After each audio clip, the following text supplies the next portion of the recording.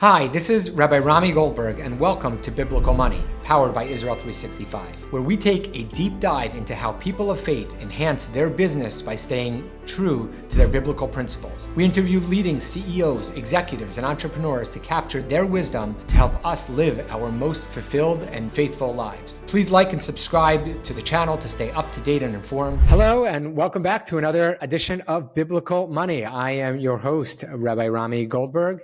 And I'm here, probably one of our most interesting companies that we are interviewing. It is a beer company that does beer and Bible and a whole host of other mission-oriented work. So I have JP Barkley and we have Chris Sarvadi. And I'd love to hear a little bit about what you guys have been doing, a little bit about the brewery and that type of work, and we'll take it from there. JP, you want to get started? Tell us a little bit about the brewery and what your mission is. Yeah, it all kind of started with, I had a friend that was brewing beer back whenever it wasn't cool to have breweries that were microbreweries everywhere, and everybody and their dog was trying to make their own home brew. And he had taken me out one time to a buddy of his to their kind of like covered garage area behind the house. And there were about 6 guys with a bunch of kettles and fire and what looked like kitchen utensils. And he showed me for the first time how you can make beer at home that tastes just as good, if not better back then, usually better than what was in the stores. All of the big box beers that were, made kind of cheaply, all kind of tasted the same. And so I thought that was super cool, and I had kind of gotten into a few craft beers. Like, I thought Michelob Amberbach was the most unique thing I'd ever tasted. Then I had a Fat Tire from New Belgium out of Colorado, and I started realizing that there were some really great microbreweries taking some of these darker beers and some of the other things that I had tasted from like the Michelob and some of the others and making them better and unique with different kinds of flavors and different hop profiles and all this stuff. And so I just kind of got into drinking beer, really good craft beer. And one day my cousin Chris was like, man, I'd really love to learn how to brew beer. And I was like, oh, well, I got a buddy that knows how to brew beer. And so they both lived in Houston. And I think was I in Dallas by that time, Chris? I can't remember. Yeah. So my in-laws had like this little barn on the backside of their house. So these 2 guys, Jared, we call him Captain Pint. That's his kind of nickname. And Chris is Vault Boy because he stores all of our like high-end kind of rare beers. I'm Dr. Deal because I helped make the deal to bring the brewery to fruition through, friends and family. But so Chris and Jared linked up, and Chris, if you want to kind of take it from there, that's where this whole thing kind of really started catching wheels. Yeah, no, it's so part of that story is it's the important part is of course the bosses, our wives, or my at the time my girlfriend and Jared's wife, Jen. I've known Jen forever, as Jen was one of Kristen's really good friends at the time. And we all went to one of the Insperity events and sat at the same table. And, that was part of like the whole meeting Jared for the first time. And JP was there. And so the girls kind of kicked it off. And, Jared's like, well, I'm bored. I like to brew beer. Do you like beer? And I was like, I'm more of a Scotch guy, to be honest, because I'd been living in Scotland for a little while. So I was like, but yeah, I'd love to learn. As I told JP, I was like, that'd be really cool to kind of figure that stuff out.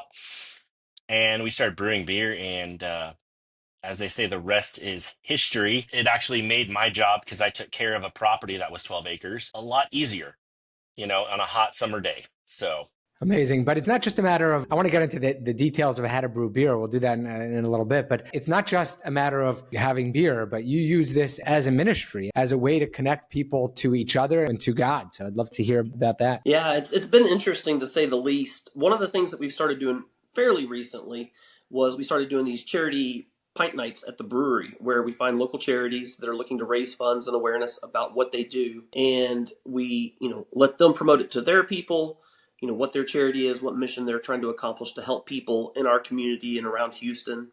And then Chris and we use our platform through the brewery and the Nathaniel Center, which is our performing arts center next door to the brewery.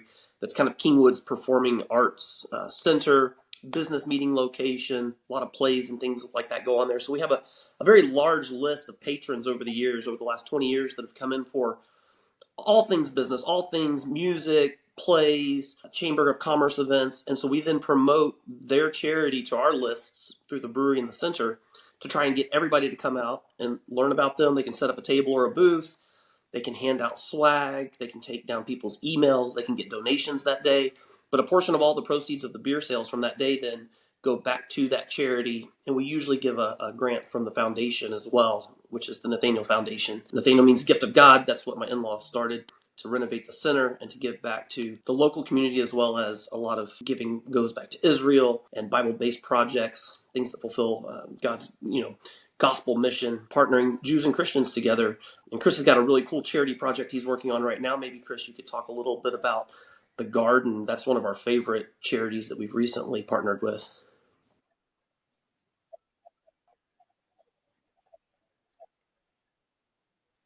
Projects of the Holocaust Remembrance Association. So hra18.org is the website for it. You can go check it out. We do the Walk of Remembrance or the March of Remembrance, excuse me. And this garden is the big project that we have right now. And it's got about 8 different pockets, and we've got 3 constructed so far. We're actually having the ribbon cutting this weekend, and it's going to be a great time. But this garden tells the story of the Holocaust and why, we don't want that stuff to ever happen again. It's not just a focus on the Holocaust of like Jews, it's for everyone. We don't want any persecution of people ever again. And it's a good learning experience for everyone. And it's an amazing little project. I spend too much time out there, to be honest.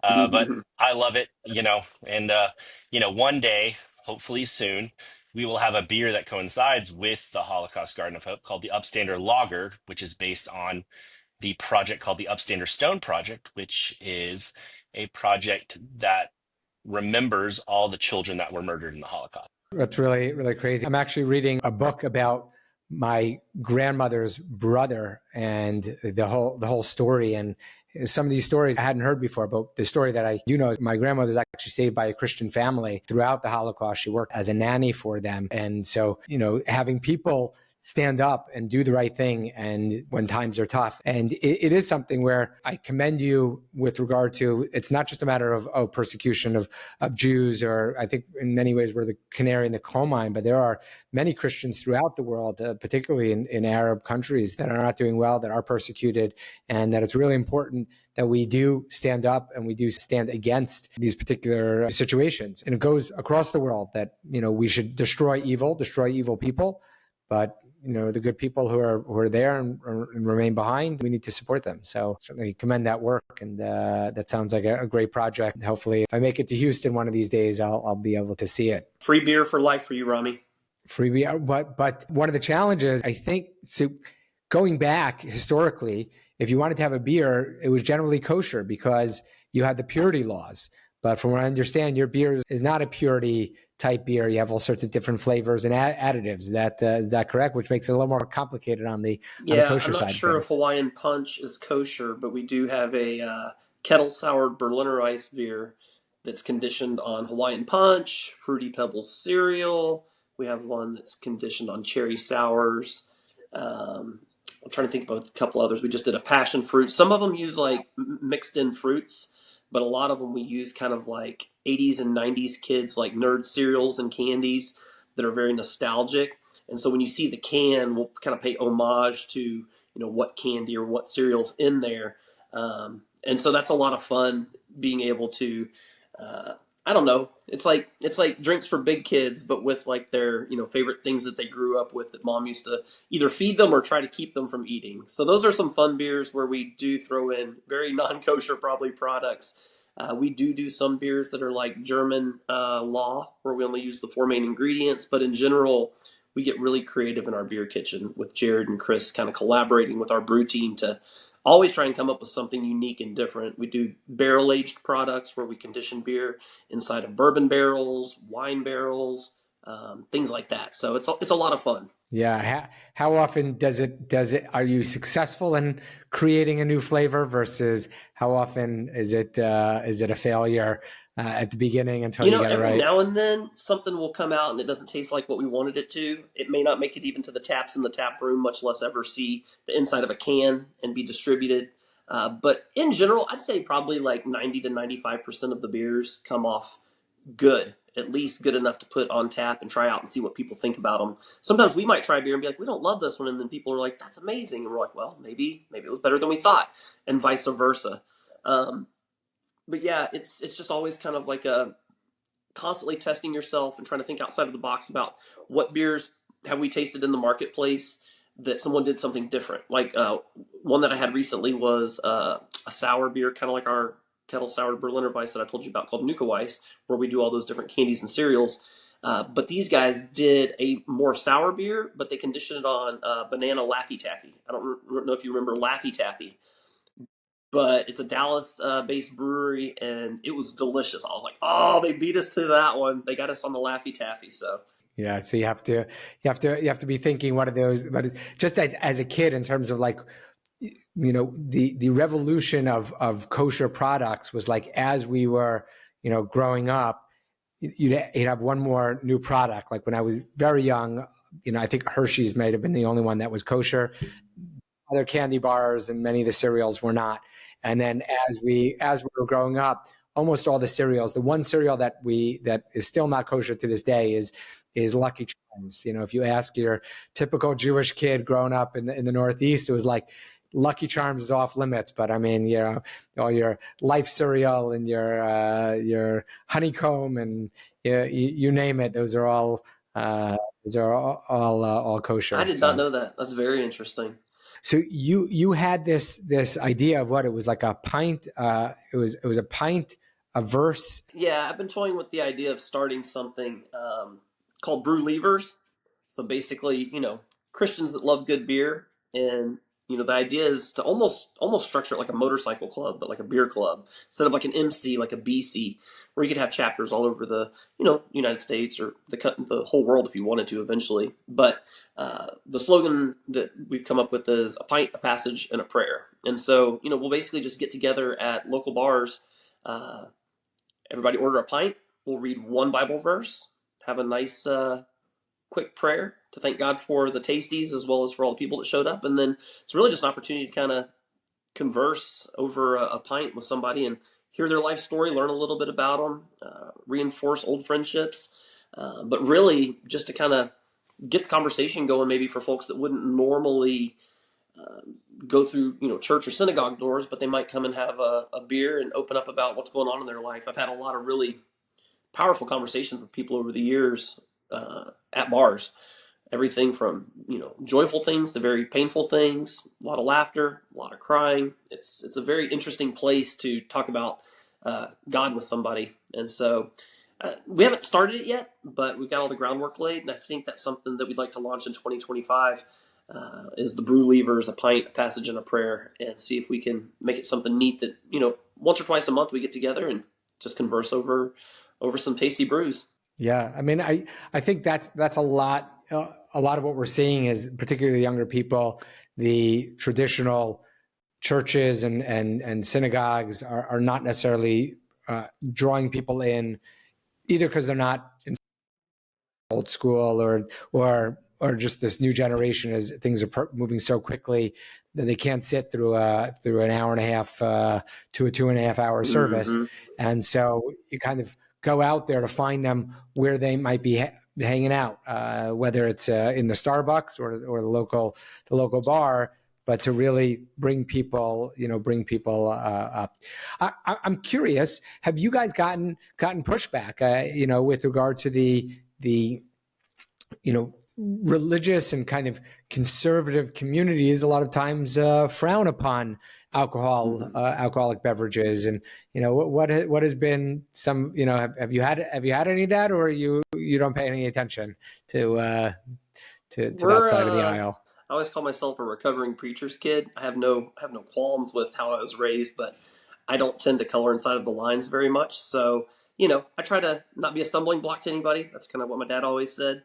But at the same time, if it's something that you don't want to be around with us, that's okay. And we don't have to have it. If you want to get together and meet over a coffee, I love coffee. My wife has a pair of socks that says, on the bottoms of them when she's sitting in the bed, coffee in the morning, wine at night. So, we could have a pint or a vino with you, or we could sit down and have a coffee or a meal.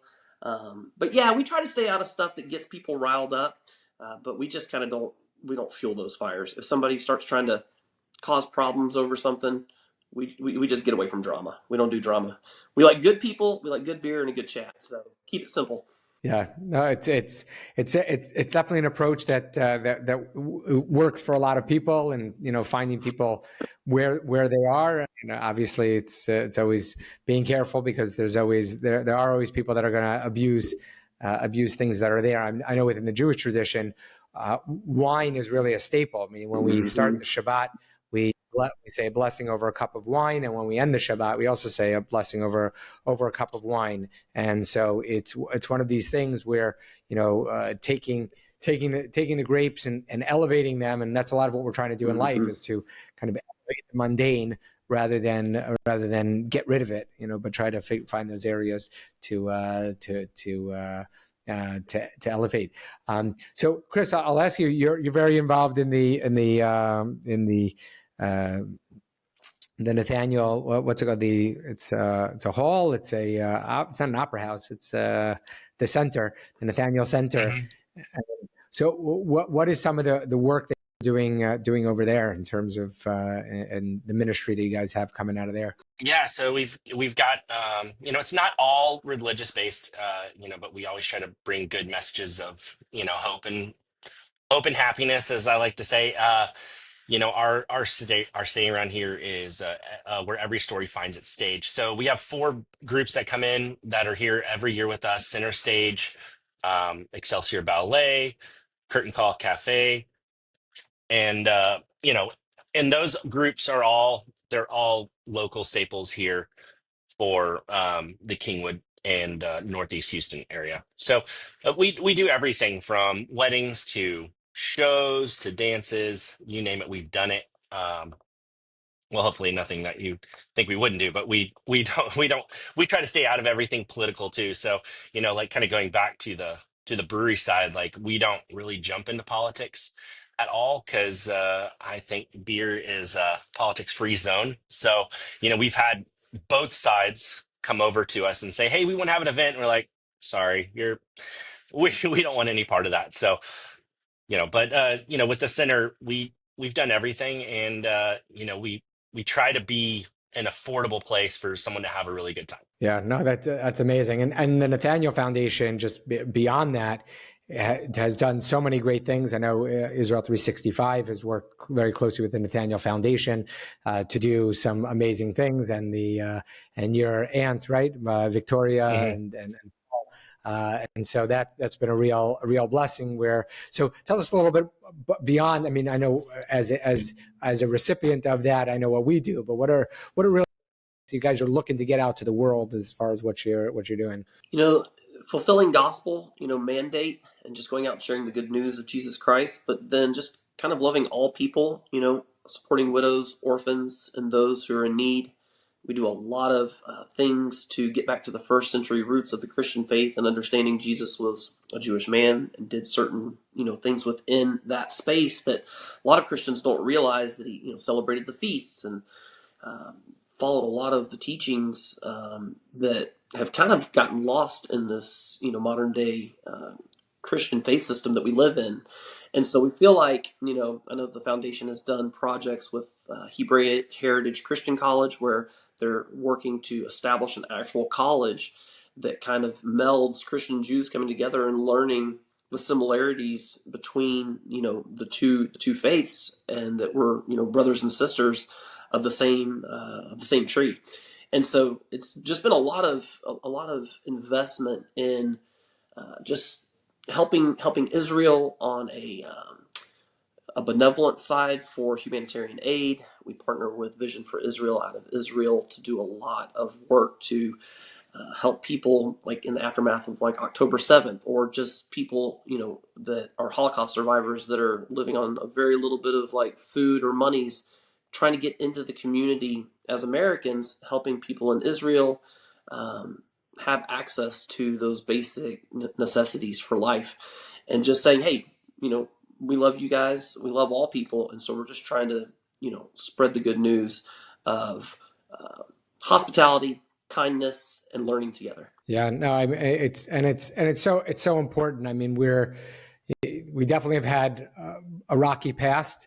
But I think in many ways, we, Jews and Christian, by sharing a holy book together, It is something that unites us as far as the Judeo-Christian ethics, and it's something where we need to find more areas to work together and not focus on the areas that we disagree, because there's Yeah. obviously areas of disagreement. We have serious theological disagreements, but we'll have those. We can worry about those at a second point, Yeah. at a Yeah, later point in time. 100%. More commonalities than differences, and no one trying to push anything on anybody. It's just loving each other, and trying to help each other and just being there for each other. Very simple, very clean, very easy. Yeah, no, it's definitely easier said than done, right? But it's something I know that we're all trying. Well, one thing I always find to be interesting is that America is called Artsot Habrit. Eretz means land, and Brit means covenant. It's a covenantal land. So that's also something that the United States is like. I mean, that's the official translation, is a covenantal land, and Israel is obviously the covenantal land between God and Abraham. So it's really something that, at our core, it's something that Israel and America share, that they are covenantal lands, that we come together and in faith and share so many of the same values. So it's really that's really Yeah. something something. Well, just you inviting us on this Yeah. podcast, that just goes to show that we're becoming friends, and we are brothers in arms, trying to go out into the world and create good things that bless people. And so we appreciate you inviting us on and letting us share a little bit about a couple of our passions. Charitable work and community work, but also a brewery. It's two kind of different things, but a lot of good happens oftentimes inside of breweries. Like, we're kid friendly there, we're dog friendly. We have a lot of community events like markets and live concerts and stuff like that. So it's just a neat way to kind of engage people. One of our missions was always to take people that are just passing by on the highway, and instead of them maybe coming in and meeting you at church, they'll come in and have a pint, and they'll find people there that if they need prayer, if they just need a friend to bounce, thoughts and ideas off of, that's what we're there for. Chris does a lot of work at the Nathaniel Center too, with like the prayer room, which I think is a really neat project of the Crossover Project. I think Rosalie Jerome, don't you, Rami, of the Crossover Project? She's the one that started the Holocaust Garden of Remembrance that Chris talked about. Maybe you guys haven't met yet, but you really need to meet her. Oh, I think she was on your mother-in-law's trip. Yeah, I think she was. I think I might. I think I did meet her. And so that's Yes. kind of a neat little project. Chris, tell them a little bit about the prayer room, maybe, and then I thought maybe we could also kind of share maybe about Hives for Heroes, and maybe talk about the Roger Clemens beer, a couple more of our charity beers, to kind of highlight some of the less business related stuff, but like charitable side of the brewery, through those two projects as well. Yeah, the healing room is pretty cool project. It started with the crossover project, which was building bridges between Christians and Jews. And the healing room is, for physical healing and spiritual healing. And we've had a lot of people come in and out of the building, seen a lot of, you know, I want to say crazy things if you look at it from a scientific standpoint, happening that shouldn't happen, but it's miraculous and it's miracles. It's what it is. We have a prayer team that goes in and prays for people at all the hospitals. They did it straight through COVID. Never got COVID. Never had a problem. And these were older people. Um, it's really, really an awesome project that goes on with the healing room. And You know. so So, meaning but then they're in the healing room, but meaning they meet there and then they'll go out from there. Yeah, so you can do one of two things. You can make an appointment like a doctor's office, or people ask them to go out to the hospitals, or you can just call in and be prayed over. So it's really a neat project. I go to it all the time, just for guidance and physical healing. Which I am a product of. I almost lost my left eye, so the first thing I did was go to the healing room. So. And it was a long journey, but I can see out of it. 20/20 vision doesn't hurt, doesn't do anything. So pretty awesome. So I stand by that place very much so. Can I ask what happened, or that's that what we say for afterwards? Oh, that was a weed whacking. It That was a was weed whacking incident. yeah. Wow. Yeah, I had a weed whacker. I was helping out a friend take care of his lawn. real quick, and I left my glasses over here at work and went over. 5 minutes in, I got hit in the eye, and I've been hit in the eye millions of times with a weed whacker and didn't think anything of it. When I opened my eye, I was like, oh, that kind of hurts. I really can't see anything. And so my eye looked like a shattered glass marble. So it was crazy. So I hope that wasn't a beer yeah. Okay. incident. Please tell me that Yeah, was a beer. wear your Yeah. safety glasses. Just say that. Like, I carry around safety glasses, and when I see people weed eating without them, I stop and give them to them. So, Wow. I'm Okay. just like, don't be like me. A glasses ministry, Yeah. going Yeah, that's right. from That's Gardner right. to The eyes are the Gardner. window to the soul, Chris. You could probably do something there. Maybe we need to start another thing. There you go. I'm gonna call Milwaukee right now and just be like, hey, I really like your Yes. safety glasses. I have this Oh, that'd be great. ministry. Yeah. So, yeah. But You never know. going You on, never like, know until you ask. that's right. That's right. I will, Milwaukee's my tool of choice too. So Tell them about Hives for Heroes. yeah, so Hives for Heroes, pretty interesting group. It is actually the nation's largest beekeeping organization. My good friend Steve Jimenez runs it. He started it. He's a military vet, and it's for guys that have PTSD. So, you get that whole thing, the 22 a day. We're trying to stop that. With that, we couldn't have a better partner in beer because we like to use honey in our beer. So, they make great honey. And just as an example, this is the product right here, Rami. In case you needed a visual, this is the Haze for Heroes. Tell them about the Haze Yeah, for so the Heroes, Haze for Chris. Heroes, we obviously it's a little play on Hives for Heroes. We use a lot of honey in the beer as a back sweetener. It's a hazy IPA, something very popular in our business right now, and we give back 10%. Yeah, if you look at the color, yeah, show like the color. Tell them a little bit about like the amount of hops and like why this beer is made the way it is. Because I know we haven't talked Yeah, about product much, but I think that would be a cool beer to talk about because honey's yeah. So like, unique fusion. you typically make mead with honey, but we use this, as a different way of, adding some sweetness to it. Honey actually helps the hops stay in suspension a little bit better. That we've found out on our own. That was something that we kind of discovered. But with these beers, typically we're going for that floral, fruity aromas.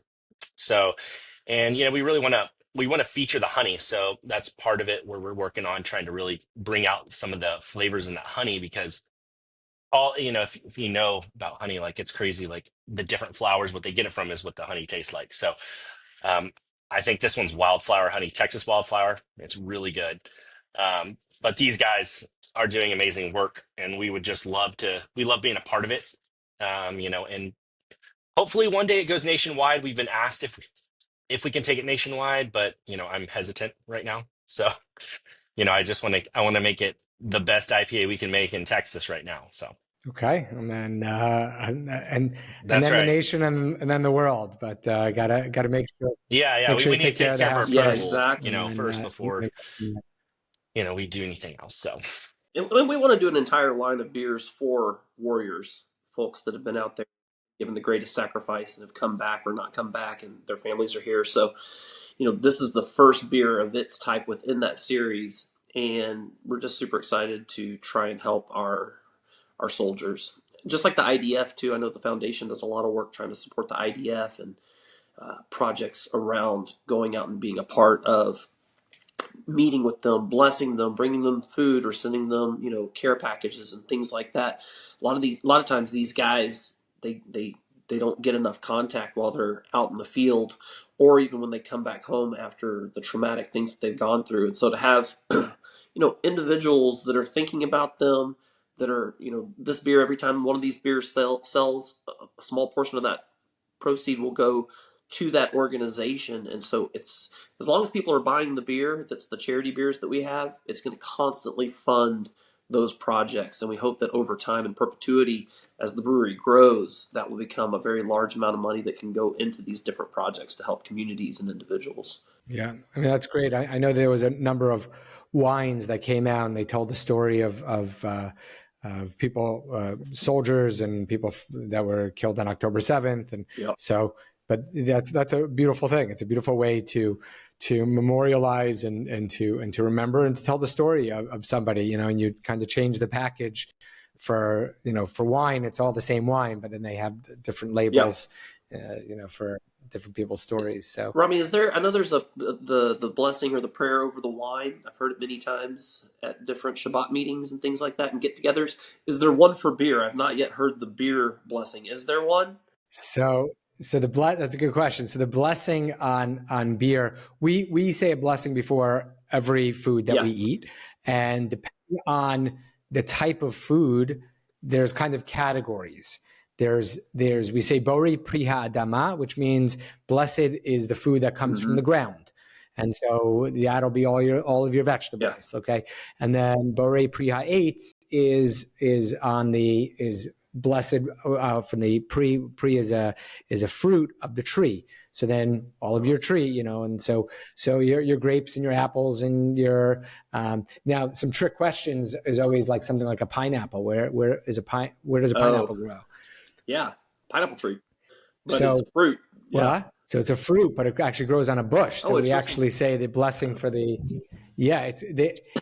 take a look. You'll Google after this, but where pineapples grow from. But a lot of times, kids don't even realize that. So and then there's one blessing which is kind of the catch-all called Shakol Niyeh Bidvaro, which is a catch-all, and so that'll in your meats and your orange juices and your every kind of general food that doesn't have something more specific. So all beverages, with the exception of wine, come into that category, even though it's alcoholic.